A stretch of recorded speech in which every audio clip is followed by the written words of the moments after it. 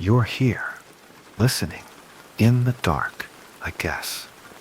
I'm not sure if I should tell you these stories, but since you're already here, tell me, where are you right now?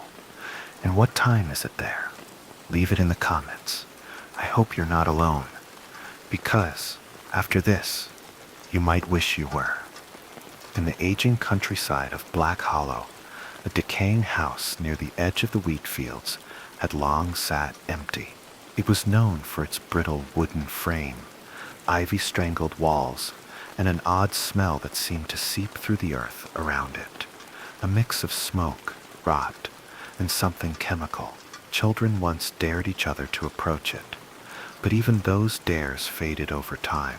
One afternoon in early autumn, during the cleaning of the abandoned house ahead of a scheduled demolition, a leather-bound notebook was found under the floorboards.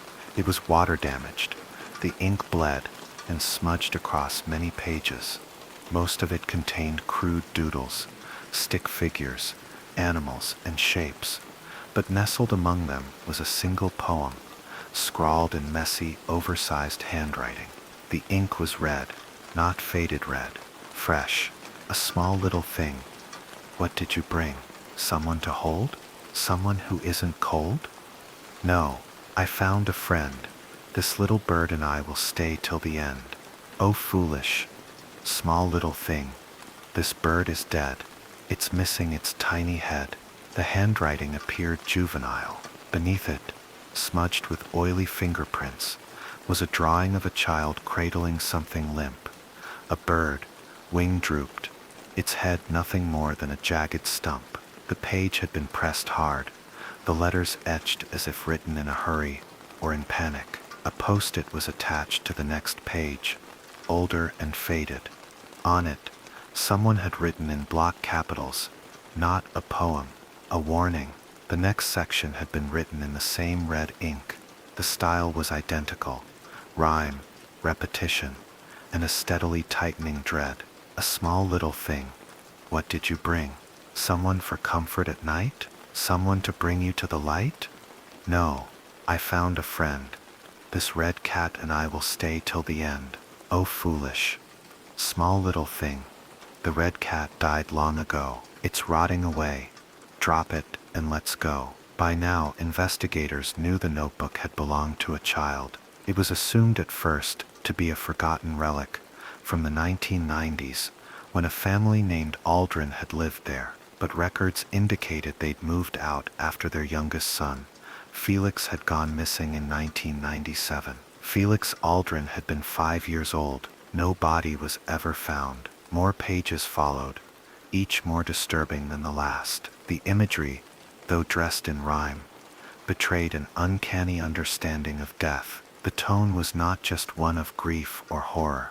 It was intimate. There was something behind the rhymes, something speaking to the child, guiding them, mocking them. A small little thing. What did you bring? Someone who's maybe kind? Someone who thinks with their own mind? No, I found a friend. This hamster and I will stay till the end. Oh, foolish, small little thing. The hamster is no more. He was dropped in the wild, getting eaten by a boar. The story gained attention after the body of a local boy, Peter Lang, aged 6, was discovered just a week prior to the notebook's unearthing. He had vanished while walking to preschool, found 2 days later near an overgrown fence bordering the forest. His arms were wrapped around a flattened plush toy, soaked in blood. A comparison of Peter's handwriting and the poem revealed something chilling. While the content had been written by a different hand, larger, more erratic, there were annotations in the margins, childlike ones, misspelled words like friend, come back, I saw him again. A crude sketch of a tall figure with a wide crescent-shaped smile took up nearly an entire page. Above it, a phrase had been scribbled over and over again. He doesn't blink. Why so sad, small little thing? You haven't brought anything. No one to hug and trust. No one who's allergic to dust. Not even the man with the huge smile? The man I can see from a mile? No, everybody's gone. It already looks like dawn. I want to go to mommy. I want to go to daddy. The last stanza chilled every reader. At the bottom of the poem, written in smaller script and trailing off as if rushed or interrupted, was a final line. I'm sorry, small little thing. They won't come back, because you couldn't bring the man what he wanted. You are the one he hunted. Authorities reopened several unsolved child disappearance cases across the region, some dating back nearly 3 decades. All bore eerie similarities. No signs of forced entry, no footprints, no witnesses, just an object left behind, and sometimes a smile drawn crudely on the wall, door or pillow. In all of them, pets were missing too. Detectives began to wonder, had this figure, this man with the huge smile, been present long before anyone noticed? And why were the poems always addressed to small little thing? No answers came, only silence from the decaying house, and that notebook now under lock and key at the department's evidence archives. The pages reeked faintly of mildew, and something else, something sour, like old breath left in a sealed jar. The notebook had been sealed in a plastic evidence bag, locked away in a drawer labeled archival. Cold, but Detective Emil Wren, who had been overseeing the reopened disappearances, couldn't leave it alone. Something about the phrasing, the tone, the way the rhymes mimicked the lilt of a lullaby but twisted it into a grotesque chant. It had burrowed into his mind. There was a psychological unease embedded in those pages, one not born from simple grief or madness, but something older, something ritualistic. The handwriting had been confirmed as that of an adult, perhaps elderly, while the annotations and illustrations belonged unmistakably to a child, and yet the interplay between the two suggested intimacy. The child had not only responded to the words but seemed to expect them, like lines in a conversation already rehearsed. Forensic analysis revealed a faint residue on the paper's surface, partially organic, not blood, not ink, something fibrous, foreign. It matched no known material in the national database. What unsettled Emil more than the forensics, however, was a detail most had overlooked. Each stanza in the poem was accompanied by a depiction of a creature. At first they seemed metaphorical, a bird with its head missing, a half-rotten cat, a hamster torn in half, but on closer inspection they were grotesquely accurate, anatomically correct, down to skeletal structure and tissue degradation. No child should have been able to draw such things, unless they'd seen them, unless someone had shown them. On October 3rd, 2023, another child vanished. Her name was Sophia Erling, 5 years old, last seen in the front yard of her grandmother's house, playing with chalk and whistling softly. The security camera had glitched at 16:43. For 3 seconds the footage turned to static. When it returned, the sidewalk was empty. On the pavement, a stick figure drawn in red, smiling.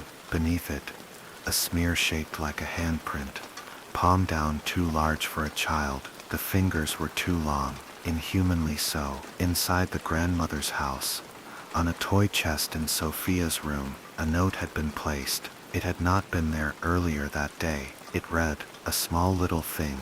What did you bring? Someone who sings? Someone who still has wings? No, I brought no one, but I'll stay. I'll stay till it's done. Oh foolish, small little thing. It's never enough. The man with the smile demands tougher stuff." That stanza hadn't been in the original notebook. This was new, fresh ink, same handwriting. The man with the smile was no longer just in a lost child's drawings. He had continued the poem. The story was being added to line by line, child by child. Emil didn't sleep that night. In an effort to find any possible connection between the missing children, the investigative team dug through local and national case records. They discovered a chilling pattern. Each child who disappeared had either been an only child or left under the care of an elderly relative at the time of their vanishing. And in each case, within a week prior to the disappearance, someone, usually the guardian, had reported receiving something odd in the mail. Not a letter, a drawing, Each featured a stick figure with a crescent smile, eyes blacked out, no return address, no explanation. One such drawing was later recovered from the mill case. It had been pinned behind a cupboard, likely hidden.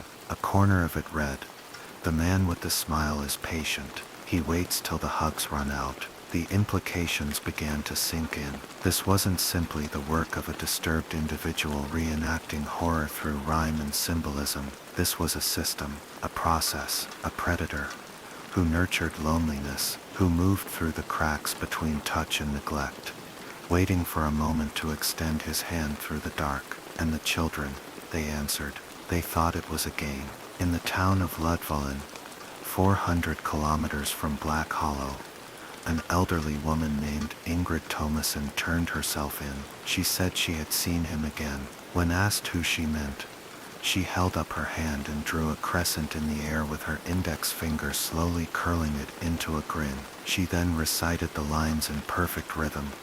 "You are the one he hunted. You are the one he chose. Because you were lonely. Because you left the windows closed." When pressed further, she claimed it had all started with a promise made in her childhood. Something buried in the woods, a smile drawn in dirt, a wish whispered aloud, and a lullaby offered in return. She said the man never took what he wasn't invited to take. Then she said something no one could understand until later. He writes in the hands of others. Emil visited the abandoned house in Black Hollow once more. He went alone, ignoring protocol. His gut had twisted since the Sophia case. There was something unfinished, something expectant. Inside, the floorboards, where the notebook had been found, were still exposed, but something new had been left in their place. A single page, fresh, untouched by mold or age. It read, "Hello again, small little thing. It's almost time to sing. Have you learned to let go? Do you know what I know? They're just pretending to help. They can't stop me. I'm already in your dreams. Let me in. We'll rhyme forever." By the following week, the department had been silenced. Officially, the case was under reevaluation, but the files were sealed. Those with access were reassigned. The press release regarding Sophia Erling's disappearance spoke only of ongoing efforts and asked for privacy, in respect to the family. But Emil Wren wasn't done. He worked from home, piecing together every trace he could before his credentials expired. There were too many connections now, too many fragments orbiting a central gravity no one dared to name. The rhyme always addressed to the small little thing was spreading. He found another version, tucked in the archives of a university collection in Lund, written in the margins of a 19th century diary. A little girl named Elvira had penned it in 1863 while living in an orphanage that burned down later that year. Her words were eerily similar. "A small little thing. What did you bring? Not your doll with glassy eye, not your sister who loved to cry. No, I brought my bear. He whispers to me when no one's there. Oh, foolish small little thing. That bear is made of teeth and thread. It's crawling with whispers from those long dead." The page was stained, possibly with blood. No other entries followed. A historian's note, scribbled in the margin, claimed Elvira was never found in the remains of the orphanage. Only her bear was recovered, burnt, but smiling. Emil no longer doubted. The man with the smile wasn't a murderer in the conventional sense. He was older than the cities that whispered his name. He didn't stalk. He waited, lurked behind trauma, hid in the echoes of old lullabies and loneliness, and every so often, he invited himself in through something simple. A door left ajar, a missing hug, a game no one else remembered playing. He lived in poems, rhymes, and repetition, because repetition is the root of belief, and belief opens doors. Late one night, Emil returned to Black Hollow for the final time. His mind buzzed with fragments, timelines, patterns, but something else urged him back. The feeling of being watched, of the poem continuing without him. He parked at the edge of the forest behind the old house, the air colder than it should have been. Fog crept between the trees like fingers. The house loomed ahead, its roof sagging, the upper windows shattered. A sound came from inside, not a voice, a scratching, rhythmic, measured, like someone writing. He stepped through the threshold and froze. Dozens of pages now littered the floor, nailed to the walls, pinned between floorboards. All were written in the same red ink. All featured verses, stanzas, each referenced a different child, names Emile recognized. A small little thing. What did you bring? A truth too sharp to say. A lie to make it go away. No, I tried to be brave. I hid behind the chair and behaved. Oh, foolish, small little thing.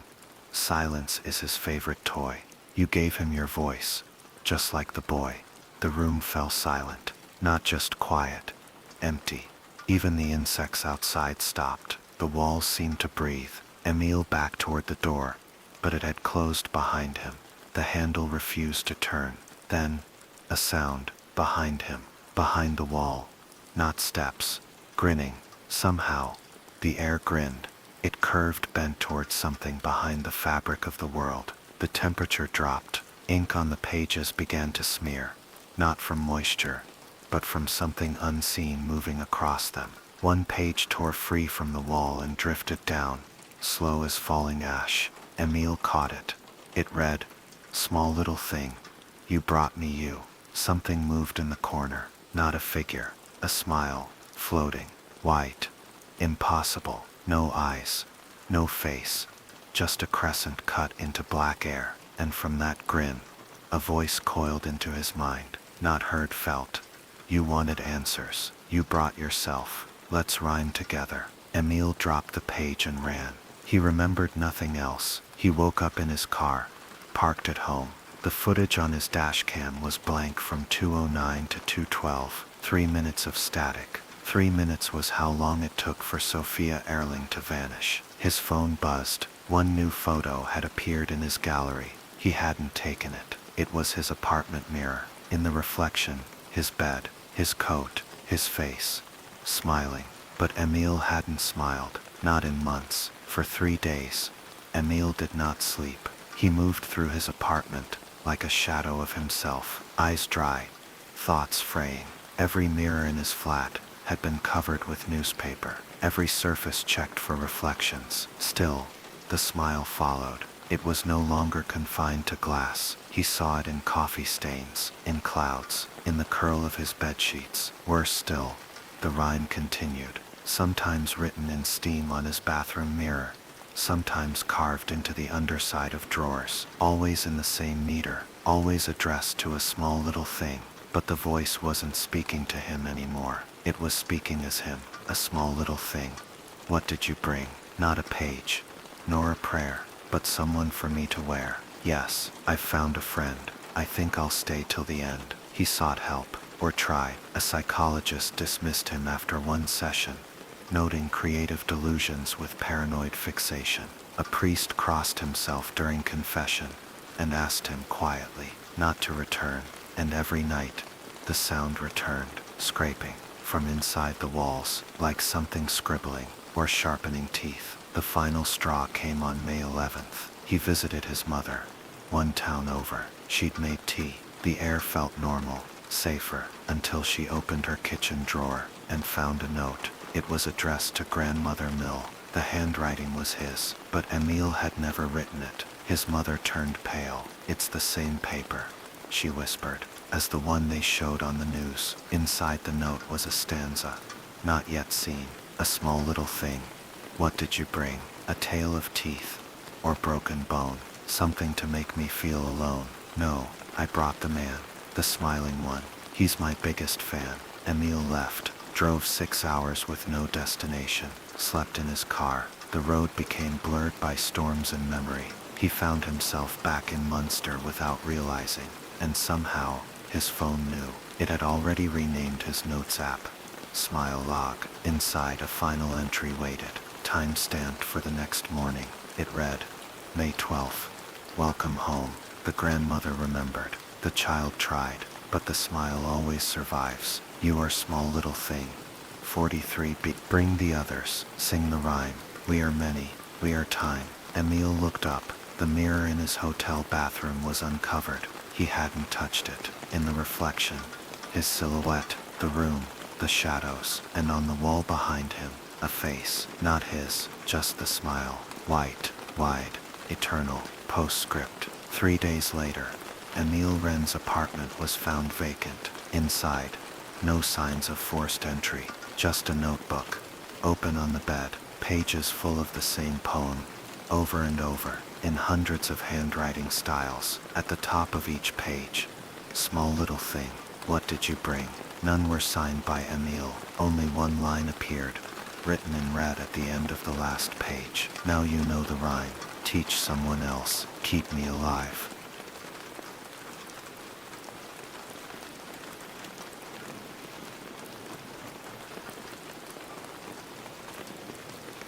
The cottage stood in silence, surrounded by trees, caught in eternal autumn. Crimson and gold leaves littered the ground, never decaying, never shifting, held still in air that refused to change. Wind passed through them without force, a ghostly current without consequence. Inside, time echoed. Dozens of clocks covered every inch of the wooden walls. Some hung askew, some perched on shelves, some built into cabinets or hidden behind curtain folds. They ticked not in harmony, but in a maddening, dissonant cacophony. Tall grandfather clocks thundered in slow, uneven thuds. Delicate pocket watches chirped like dying birds. The pendulums all swung, yet none aligned, none agreed. They served no time now. They only echoed memory. At the center of it all sat the clockmaker. He was carved from solitude, his spine arched by years of hunched labor, his fingers gnarled from intricate work. His skin was pale as wax, and behind his eyes lived decades of precision, patience, and ruin. His tools rested untouched beside him. He no longer needed them. The chair creaked beneath him as he leaned back, hands folded in his lap. The cup of tea on the side table had long since grown cold, not stale, not spoiled, just cold. It was always cold, as was the room, as was the hour. 3:17 p.m. A light filtered through the window, not warm sunlight, not the golden kind that dances across dust motes, but a washed-out, sterile glow, the kind of light you only see once and never forget. The sky outside showed clouds that never moved. The trees swayed, but never broke. Time was not frozen. It was cycling, repeating, retelling the same moment in perfect, crushing symmetry. He had named the machine the Gentle Hour. It had been his masterpiece. After half a century of repairing the world's wounds in brass and steel, he believed he had finally earned the right to alter something bigger than broken springs. The device was small, unassuming, a rounded dial, etched with ancient symbols he no longer recognized, a coil of copper and quartz, a faint, whispering hum. The first activation had been flawless. His mother's lullaby, soaked in candlelight and the smell of bread, had echoed once more through his boyhood home. A blink, his own scream, young and trembling in a trench of smoke.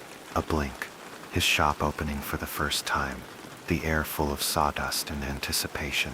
Then something ruptured. He couldn't recall the exact instant. A blinding flare, a crackling surge of heat behind his eyes, a smell, burnt time, and then silence. When sound returned, it rang metallic and flat. When sight returned, it was the cottage again, but altered, not by space, not by place, by hour. Forever 3:17, forever the day of the experiment, forever the moment before. He had tried everything. Fire had consumed the furniture once, licking up curtains and shelves, but the cycle snapped back before the wood had blackened. Water had filled the room when he had shattered the plumbing in a rage, but he drowned and awoke dry in his chair, breath returning with the second hand. He had broken the machine, disassembled it, melted it. It reappeared. He had tried silence, fasting, sleeping, screaming until his throat tore. He had tried destruction, tried worship, tried science and madness. The loop did not care. The loop only repeated, and each time, the knock came, at the door between kitchen and workroom. A hollow measured knock, always the same rhythm, always at the same moment. He never answered. He knew what stood behind it. It was him, not a shadow, not a double, the same version, the past self, reaching for the gentle hour, eager to make history, eager to wound the world by trying to change it. He had screamed through the wood, clawed at the hinges, begged, warned, threatened, but the knock continued, and the other him never heard, never stopped, never changed. Only the clocks answered, with their shattered chorus. Time had no mercy. Not here. The cottage had become a theater of regret, its every corner shaped by a man's ambition, and every shadow thick with failure. Nothing inside decayed. Dust refused to settle. The candles never burned down.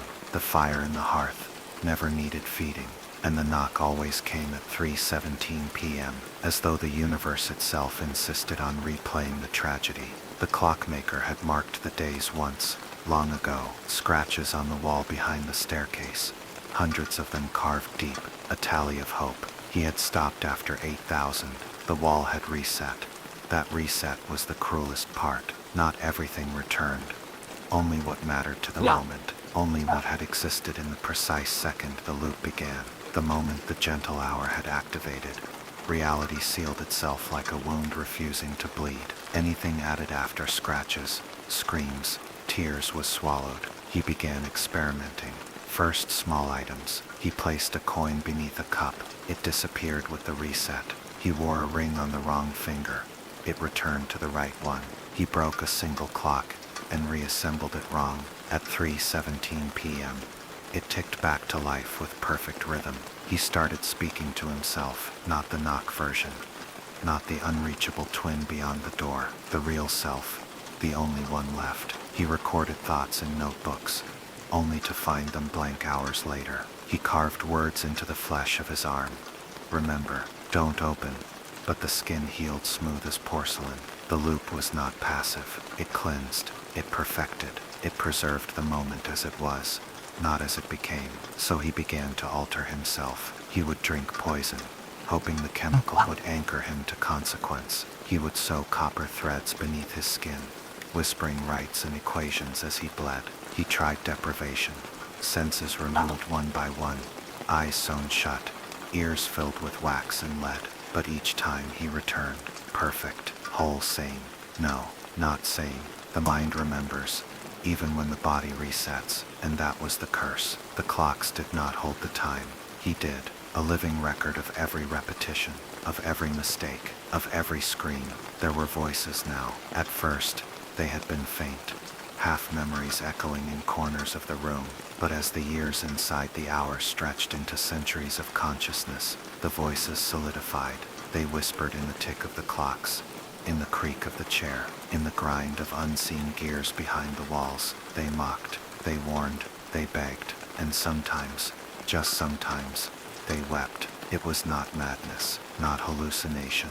It was the hour waking up, becoming sentient. The loop had adapted to him, grown aware of its prisoner, and it had learned to play with him, like a cat with a fly caught under glass. One day a voice spoke in unison with the knock. It didn't come from behind the door. It came from inside the room. He had not moved. He had not answered. He had not screamed. Yet he heard it clearly.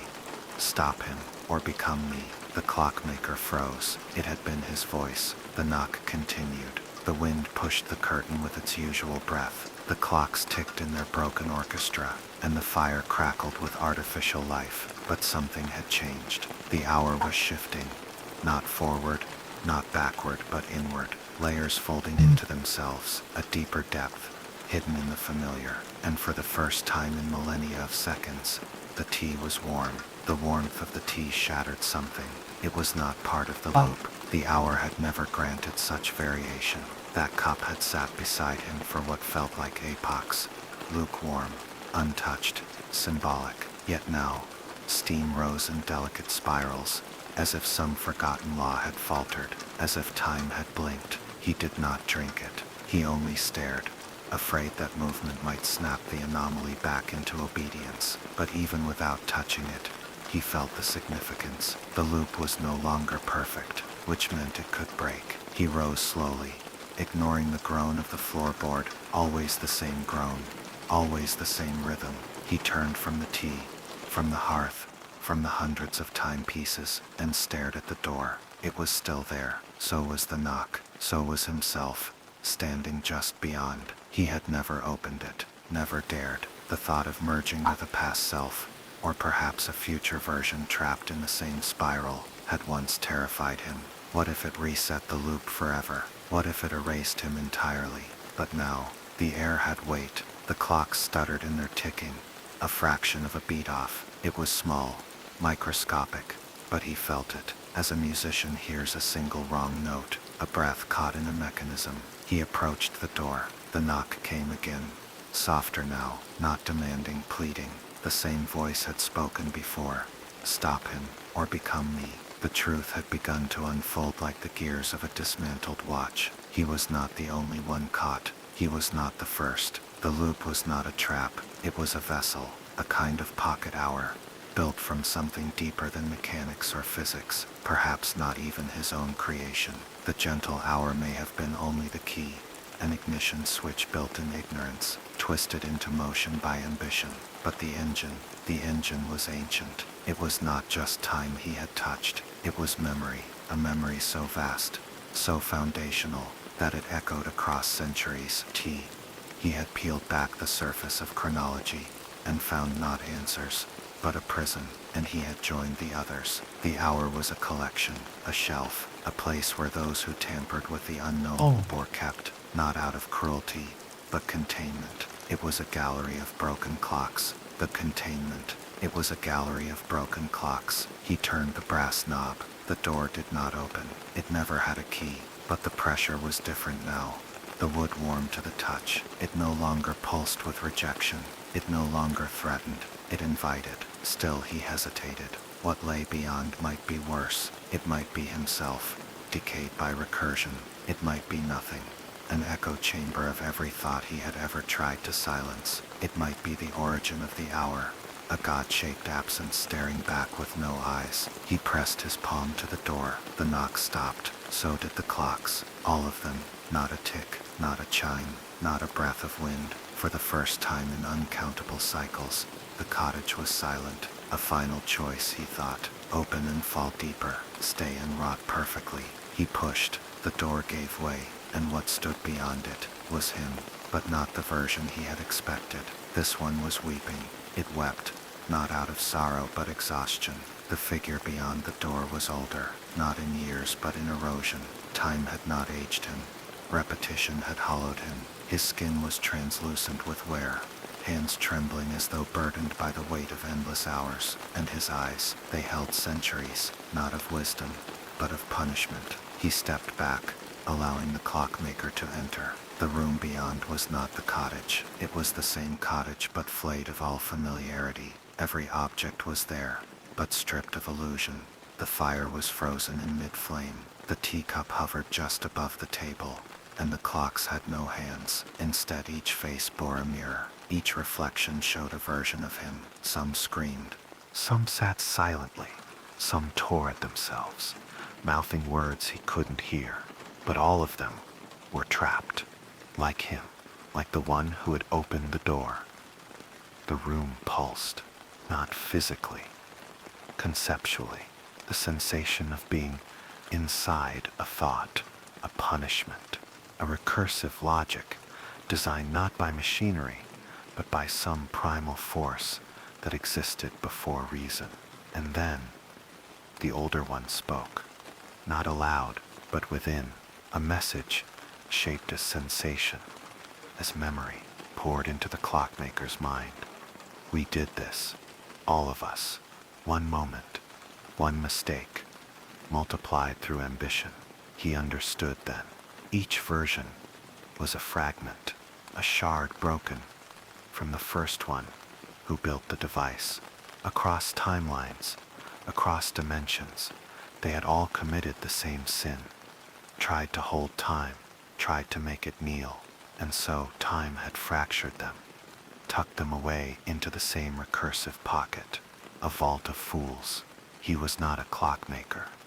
He was the latest, and the only path to freedom wasn't escape. It was rejection. To undo the hour, one of them had to stop reaching for it. Someone had to refuse the loop. He staggered back into the main room, the door closing without touch. The cottage pulsed again, but now it trembled. The hour knew. He ran to the gentle hour. The device sat where it always did, its brass warm, its coil humming softly, the blue switch faintly lit. He had pressed it in every loop, but now his hand hovered above the dial. He remembered his mother's voice, the war, the shop, moments he had chased, trapped, tried to preserve like butterflies in glass. But those weren't time, they were memory. Time moved because it ended. He stepped away from the device. The clocks began to slow, not reset, not shatter, slow. The tea cooled, naturally. The fire dimmed. Outside the window, the leaves fell and did not return to the branches. The loop had cracked. The door burst open, and every reflection from the mirror clocks screamed at once. A gale of spectral echoes whipped through the cottage, voices of the other selves protesting, pleading. But he did not touch the device. He let the moment pass, and then finally, 3:18 p.m., the clocks resumed, now in unison. The tick was beautiful. The light through the window was new. The gentle hour dimmed, then shattered, its coil releasing a final hiss, like a dying breath. He collapsed to the floor, not from exhaustion, but relief. And as he wept, the sun warmed his skin for the first time in forever. Time had moved on. He had set it free, and himself with it. In the quiet cottage, among the broken ghosts of regret, a man remembered how to live.